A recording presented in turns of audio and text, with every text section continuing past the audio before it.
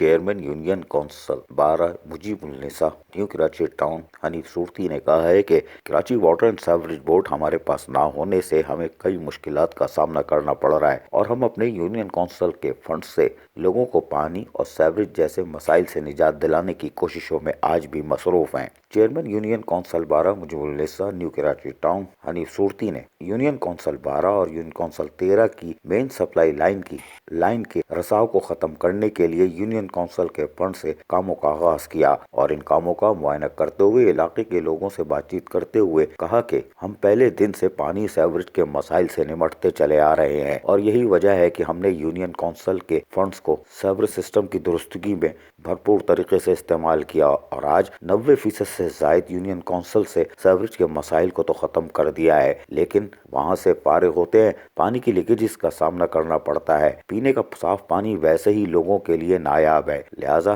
رساؤ کو ختم کرنے کے لیے بھی یونین کونسل کے فنڈز کا ہم استعمال کر رہے ہیں اور آج بھی یونین کونسل 12 اور یونین کونسل 13 کی مرکزی سپلائی لائن میں رساؤ کے کام کو مکمل کر رہے ہیں تاکہ پانی ضائع ہونے سے بچایا جا سکے اور یہ پانی لوگوں کے گھروں میں پہنچ سکے۔ چیئرمین یونین کونسل 12 مجیب النساء نیو کراچی ٹاؤن حنیف صورتی نے کہا کہ ہم اپنی یوسی کو ماڈل یوسی بنانا چاہتے تھے، لیکن پانی اور سیوریج کے مسائل سے ہی جان نہیں چھوٹ رہی، لیکن پھر بھی ہم اپنے لوگوں اور کمیونٹی کے ساتھ ساتھ مختلف مساجد، امام بارگاہوں، بازاروں اور معززین سے رابطے میں رہنے کے باعث جہاں ہم نے مسائل حل کیے وہیں ہم سرخرو بھی ہیں۔ عزیز عارف، KBS بلدیاتی نیوز، کراچی۔